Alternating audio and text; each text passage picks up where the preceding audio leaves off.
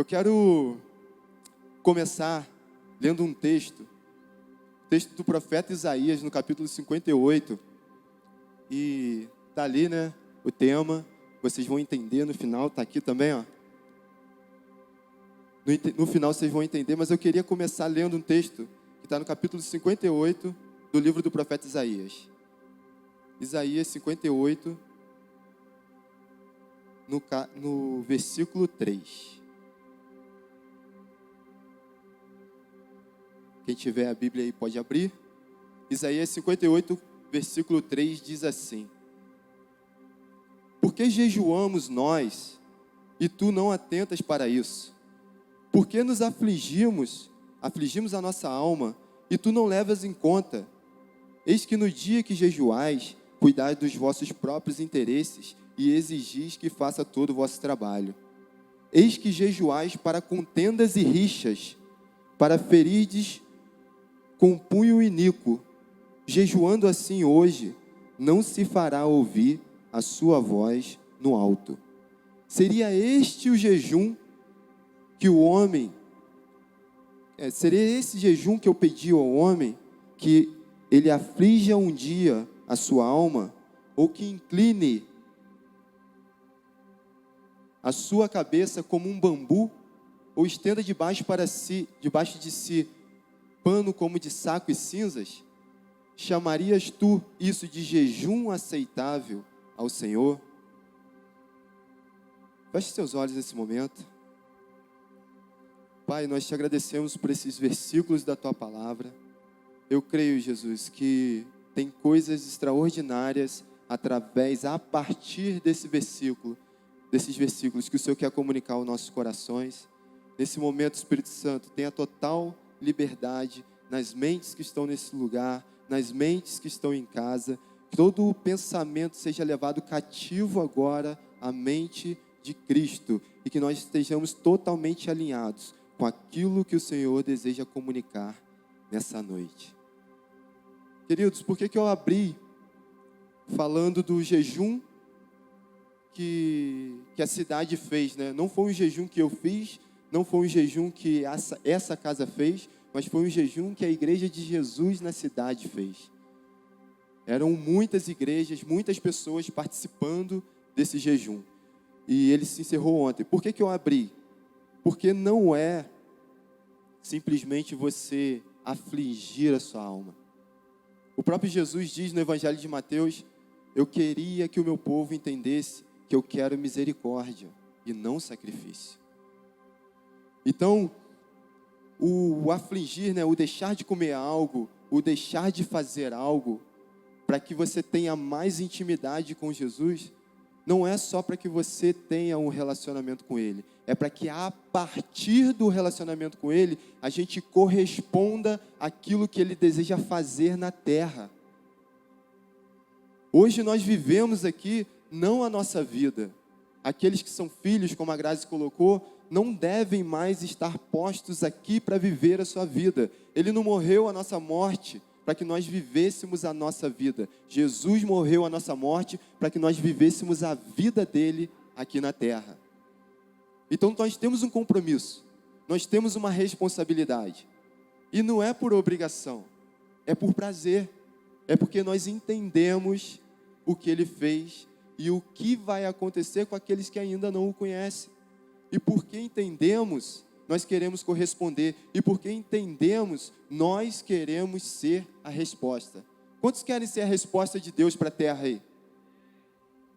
Tem mais gente aí. Quantos querem ser a resposta de Deus para a terra? Amém. Feche seus olhos comigo, levanta sua mão e repete assim: eu vou ser a resposta de Jesus para a minha geração. Mais uma vez, eu vou ser a resposta de Jesus para a minha geração. Amém. Então o jejum, né, que a gente conhece, que é para nós termos sensibilidade, para nós afligirmos a nossa carne, para que tenhamos sensibilidade para ouvir a voz de Deus, ele não para por aí. Ele não para. Quer ver? A sequência do texto de Isaías, a gente leu aqui até o versículo 5, o final do versículo 5, E o versículo 6 em diante vai dizer assim, ó. Porventura, não é esse o jejum que eu escolhi, que solte as ligaduras da impiedade, desfaça as ataduras da servidão, deixes livres os oprimidos e despedaces todo o jugo. Porventura, não é também que reparta o pão com o faminto e recolhas em tua casa o pobre e o desabrigado? E se vides um nu, o cubras, e não te esconda do teu semelhante? Daí então romperá a tua luz como a alva, e a tua cura brotará sem detença, e a tua justiça irá diante de ti, e a glória do Senhor será a tua retaguarda. Então clamarás, e o Senhor te responderá. Gritarás por socorro, e ele te dirá: eis-me aqui. Se tirardes do meio de ti o jugo, o dedo de ameaça, o falar injurioso, se abrides a tua alma ao faminto e fartares a alma aflita, então a tua luz nascerá nas trevas e a tua escuridão será como o meio-dia. O Senhor te guiará continuamente e fartará a tua alma até em lugares áridos, fortificará os teus ossos e será como um jardim regado, como um manancial cujas águas jamais faltam. Aleluia. Então o jejum, para nós termos intimidade com o Pai, é para que a gente seja a resposta dele para essa terra. É simples assim. Os anjos queriam. Deus, na sua onisciência, na sua onipotência, na sua onipresença, ele poderia, fazer de formas diferentes, mas ele escolheu fazer através de mim e através de você. Ele escolheu fazer através da igreja. Então não são os anjos a resposta de Deus para a humanidade. A resposta foi Jesus, e hoje nós somos o corpo de Cristo na terra. Ele é a cabeça e nós somos o corpo. Então nós caminhamos guiados pela cabeça que é Cristo, correspondendo à cabeça que é Cristo e fazendo aqui aquilo que Ele deseja, trazendo para cá, para esse tempo, para a nossa geração, aquilo que já foi liberado no céu. Vivendo na terra o reino de Deus. A justiça, a paz, a alegria. Vivendo o fruto do Espírito. Bondade, benignidade, mansidão, domínio próprio. E outras coisas semelhantes a essas. Então, esse é o nosso chamado. Essa é a nossa responsabilidade. Então, quando a gente jejua, não é simplesmente para que a gente tenha mais sensibilidade e intimidade com Deus. É para que essa sensibilidade e essa intimidade nos impulsione a corresponder. Nos leve a ser a resposta. Por isso que a gente colocou o tema, partiu. Quantos vão partir e ser a resposta para Jesus? A resposta para essa geração, a resposta de Jesus para essa geração. Amém. Aconteceu algo, muito interessante ontem. E eu queria compartilhar com vocês. E ainda vem desdobrando, Isso ainda está desdobrando o que aconteceu ontem. E quando a gente foi chamado a esse jejum de 40 dias, lá no dia 1º de junho, Deus me trouxe para esse texto de Isaías, e Ele falou: mais do que deixar de comer, mais do que se abster de alguma coisa, eu quero que você viva isso daqui. Mais do que você deixar de assistir, ou deixar de participar, ou deixar de fazer, eu quero que, ao contrário de tudo aquilo que você sempre fez, eu quero que você viva isso daqui. Põe em liberdade o cativo, vai até a casa do oprimido, vista o nu, supra a necessidade daqueles que estão passando por necessidade. E eu aceitei o desafio, e foram 40 dias, minha esposa está aí, convive comigo, Foram 40 dias muito intensos. Porque eu falei, toda necessidade que aparecer diante de mim, eu vou aproveitar como oportunidade para viver essa realidade. E em 40 dias eu experimentei coisas que eu não experimentava nos últimos 3 anos da minha vida. Se eu juntar os 3 anos, eu não experimentei o que eu experimentei nos últimos 40 dias. E ontem, né? Na terça-feira, a pastora Rose, a mãe do Isaac, né? Ela compartilhou uma necessidade com a gente, de uma pessoa que pediu para consertar um tanquinho. O tanquinho dela queimou, ou estragou, não sei exatamente o que aconteceu, um tanquinho de lavar roupa. E ela pediu para consertar o tanquinho. E a Rose compartilhou, né, essa necessidade. A gente podia, né, se mobilizar para consertar o tanquinho de fulano de tal. E na mesma hora o Espírito Santo, ainda mais que a gente estava trabalhando, né, o tema da Connect, que era fazer ao outro aquilo que nós gostaríamos que fizesse para a gente, isso estava queimando no meu coração.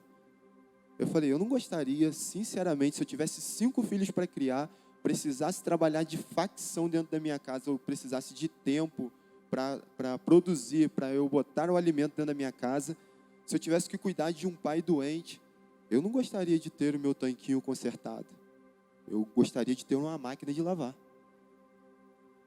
Então, se for para fazer para eles o que eu gostaria que fizesse para a gente, o tanquinho não serve. Tem que ser uma máquina de lavar. Então a gente entrou, né? Enganjou nesse desafio que a Rose lançou e começamos a acionar pessoas para nos ajudar a arrecadar o dinheiro para que a gente pudesse comprar a máquina. E o interessante é que no meio do percurso apareceram 2 máquinas para doação. Uma estava no estado bem bacana, mas depois cancelaram a doação. Era 110, né? Eu estava preocupado com o gasto, né? Se tem ou não tem aumento no gasto de energia para a pessoa, porque é uma pessoa simples, né? Uma pessoa bem humilde. E outra preocupação era o transformador e ficar feio na casa da pessoa, aquele transformador. Quem sabe, quem tem isso sabe, né? Às vezes você tem lá um eletrodoméstico que é menor do que o transformador que liga o eletrodoméstico. Fica aquela coisa terrível dentro de casa. E a outra máquina era uma máquina 220, funcionando perfeitamente, mas eu não tive paz, porque não era o que eu gostaria de ganhar. Não era. Falei, não, Deus, é 0. Essa é 0. E assim, eu lancei o desafio em alguns grupos, algumas pessoas conhecidas, e foi rápido. Foram, acho que, não sei se foi de um dia para o outro, se foram 2 dias, mas foi muito rápido. Foi tão rápido que teve gente que queria ajudar e não deu tempo.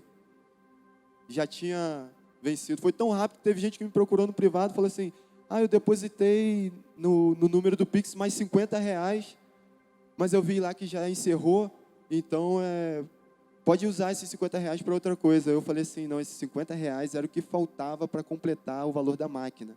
Porque a gente fez a campanha em cima de 1.200. E o Bruno, né, conseguiu uma Electrolux de 11 quilos, que normalmente pelas lojas aí está 1.500. Pela internet ela está 1.290. O Bruno conseguiu, numa loja aqui na cidade, 0 bala por 1.250, que era o dinheiro que a gente tinha. Na verdade foi 1.247 uns quebrados, deu na nota fiscal. Sobraram R$3 ainda. R$2 e pouco. E diante dessa situação, acho que foi na sexta-feira, sexta-feira eu fui almoçar e chamei o meu filho. Meu filho tem 5 anos, o Estevão. Eu tenho um de 2 e um de 5.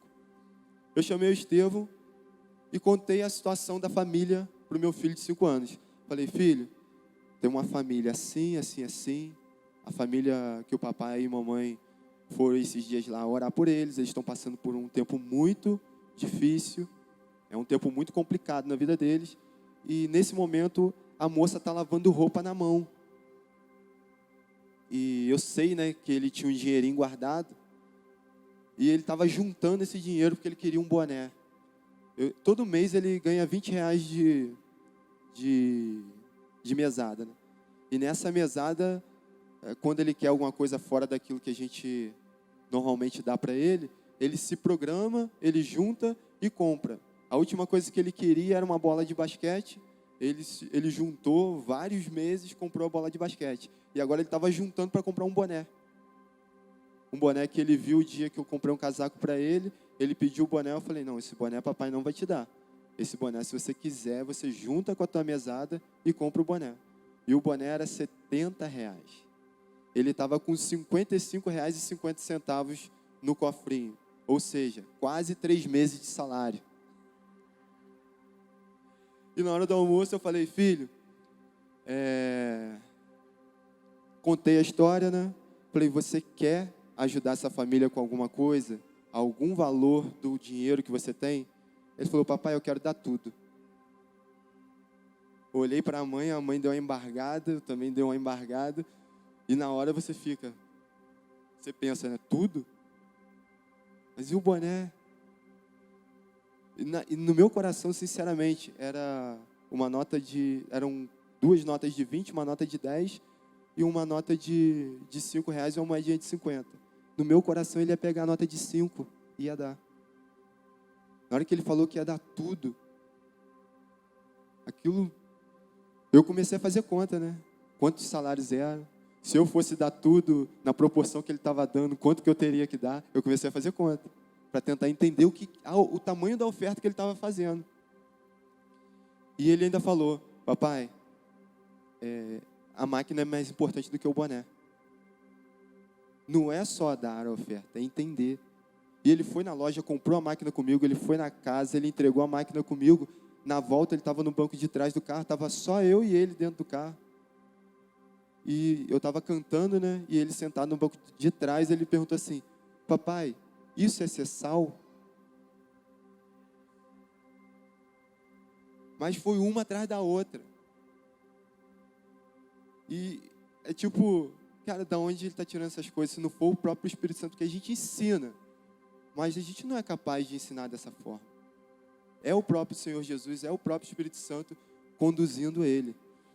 Então, assim, eu acredito que nós, igreja, fomos chamados para corresponder nesse nível.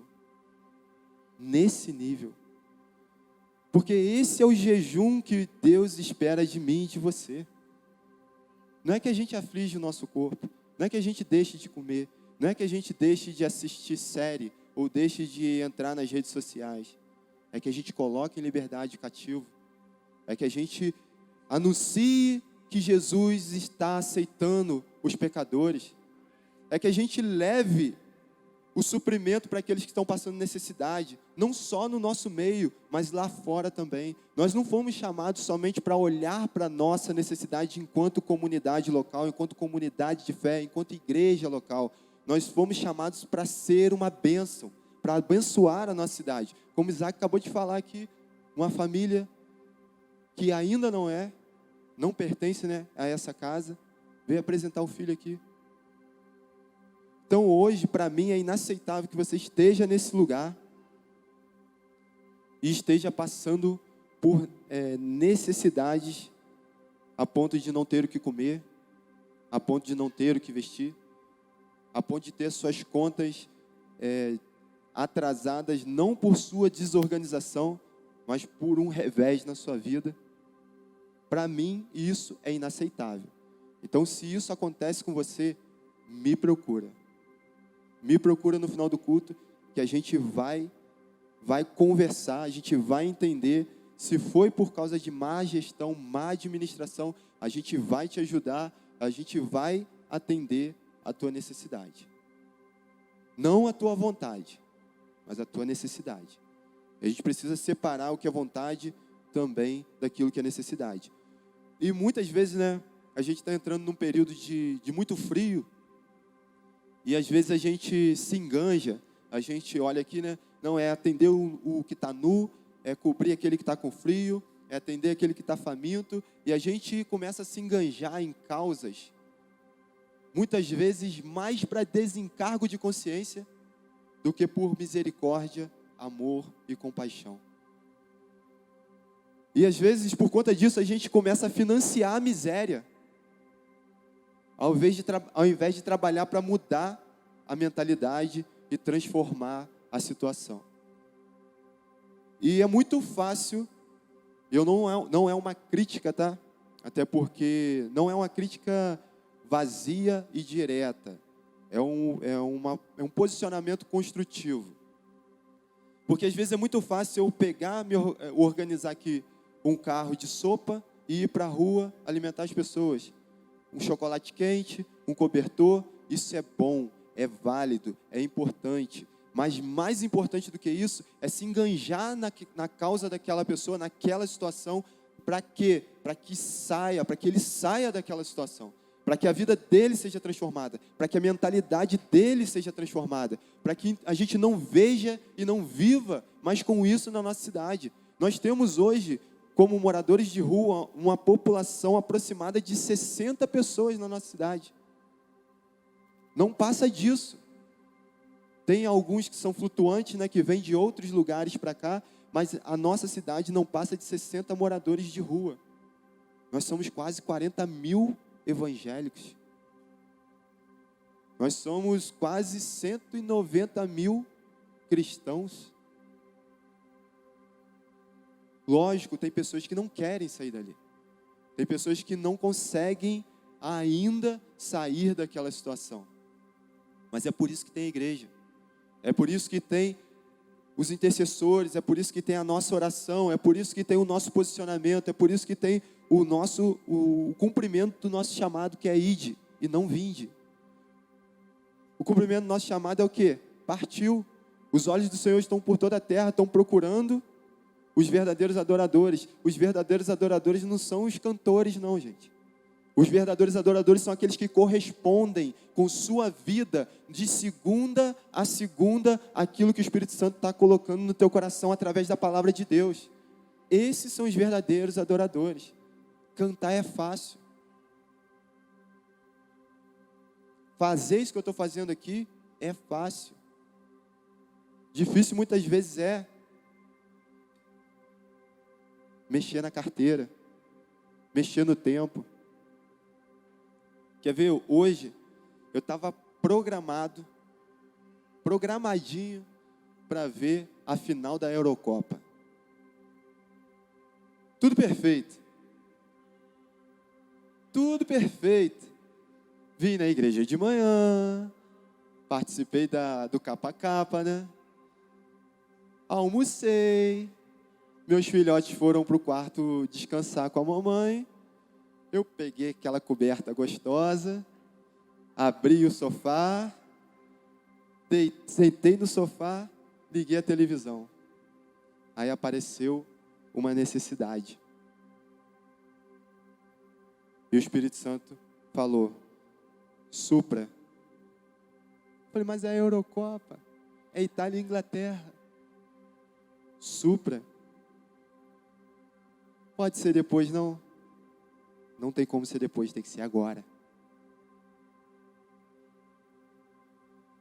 Dei uma respirada funda. Vi os primeiros 5 minutos do jogo. Vi o gol da Inglaterra aos 2 minutos. E o jogo estava tão bom. Mas eu apertei o power, desliguei e fui atender aquilo que Deus estava me chamando para fazer. E preparando, né, para estar aqui, deu 5h15 da tarde já. Já era 17 horas e pouco. Apareceu outra necessidade. Uma irmã daqui da igreja pifou o carro dela. Deu ruim, quebrou. Até liguei pro Luciano aí, depois se o Luciano estiver aí e ver uma ligação perdida, foi eu mesmo.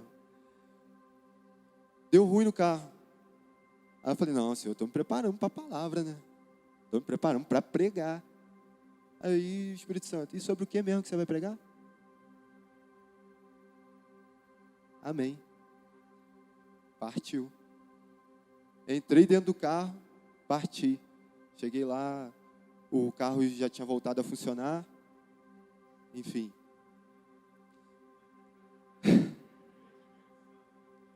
É só para mexer, né? Então, gente, esse papel apareceu de algum lugar? Alguém colocou ele aqui? Eu não vi ninguém trazendo. Então é assim que funciona. E se você estiver disponível e disposto, você vai ver Deus fazendo maravilhas através da tua vida. Você vai ver Deus operando grandes coisas através da tua vida. Só que nós precisamos corresponder. O problema é que muitas vezes a gente quer ganhar a nossa vida. O problema é que muitas vezes a gente está muito ocupado com o nosso próprio umbigo, querendo ganhar a nossa própria vida, querendo que as nossas necessidades elas sejam supridas, e a gente não entende que no reino de Deus, quem ganha, perde, e quem perde, ganha. Se nós quisermos ganhar, nós vamos perder. Se nós entregarmos por amor a Ele, nós ganharemos. E não é uma barganha. Não é uma barganha. Você lembra do meu filho, Estevão, 5 anos? Ontem, na própria sexta-feira, no dia que ele ofertou, à noite a gente estava na rodoviária, fazendo um culto na rodoviária. Quem quiser, toda sexta-feira, 18h30, a gente pousa na rodoviária e só sai depois de ver Jesus fazendo alguma coisa naquele lugar. Então, se você quiser, toda sexta-feira a gente está lá, fazendo culto na rodoviária, com caixa de som, com microfone, orando pelas pessoas, tocando as pessoas naquele lugar. Toda sexta-feira, 18h30, a gente está lá. E quando a gente terminou o culto na rodoviária, sexta-feira agora, a Dani pegou o celular, tinha uma mensagem no celular. Eu ouvi o que aconteceu com o Estevão e eu quero ofertar o boné na vida dele. Olha isso. Não sei se já deram, mas o boné já está aí. Já sei que o boné está aí, já está. Não sei se ele já pegou, se já recebeu, se vai receber no final do culto, mas o boné já está aí. E o Estevão também está aí. E agora, no momento de oferta, veio uma outra pessoa, entregou um envelope na minha esposa, na Dani, e falou assim: eu quero ofertar na vida do teu filho. Não é barganha. Gente, quando meu filho falou que aceitava, que queria dar tudo, na hora o meu coração, foi o que eu pensei na hora. O boné já é dele. É lógico que eu ia dar o boné. O boné já é dele. Você fica com uma predisposição absurda de abençoar mais. Por quê? Porque você vê que não é uma represa, é um rio, é uma cachoeira. Tudo que eu colocar vai fluir e vai abençoar. Então você fica com desejo de abençoar mais e mais e mais, porque você sabe que vai ser uma bênção. Só que não deu nem tempo, porque outras pessoas foram e abençoaram ele. Por isso que no reino de Deus quem quer ganhar, meu irmão, vai perder. Guarda os teus R$55 no bolso, 50 centavos, para você suprir a tua necessidade, e você vai ver que vai ser insuficiente. Agora semeia no reino. Semeia no reino. Coloca naquilo que Deus está te chamando para colocar, e você vai ver frutos daquilo que você está semeando. Entende que o jejum é muito mais do que você afligir a tua carne? Entende que o jejum é muito mais do que você deixar de fazer ou de comer algo? O que Deus espera quando a gente jejua é que a gente esteja sensível à voz dele, sim, mas para corresponder, não só para ouvir. Amém? E para a gente estar fechando,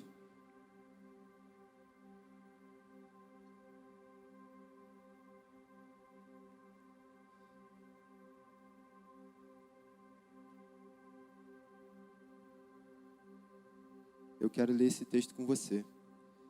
Mateus capítulo 16, versículo 24 até o versículo 27.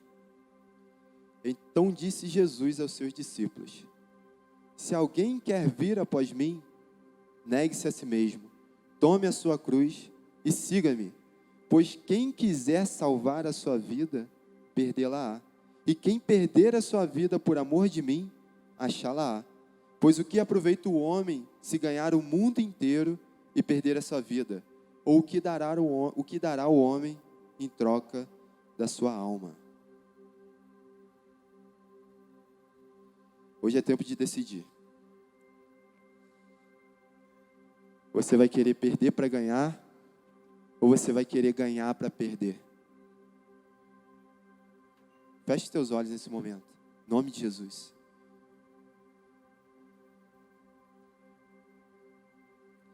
Hoje é o tempo de uma decisão racional.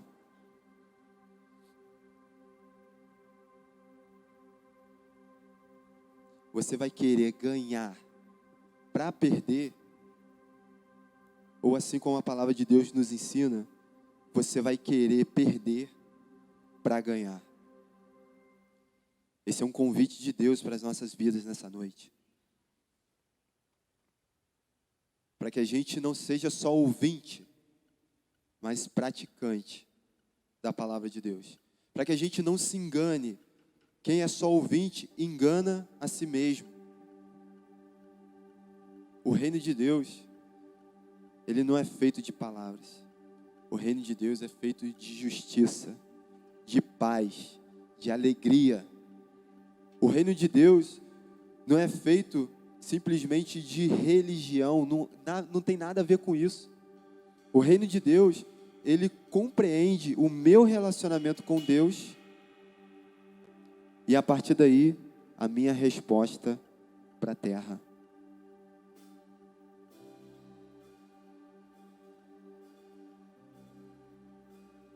Queria te fazer mais uma pergunta. Principalmente para você que é cristão. Qual é o Jesus que as pessoas estão vendo através da sua vida? Que Cristo é esse que as pessoas estão vendo através da sua vida? Porque o mundo, assim como Paulo fala em Romanos capítulo 8, o mundo ele está clamando. A natureza aguarda a nossa manifestação.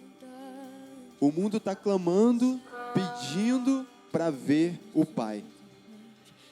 Muitas vezes, quando a gente chega na praça, a gente vê jovens com uma garrafa de bebida. E quando eu olho para esses jovens, eu não trato eles como alcoólatras.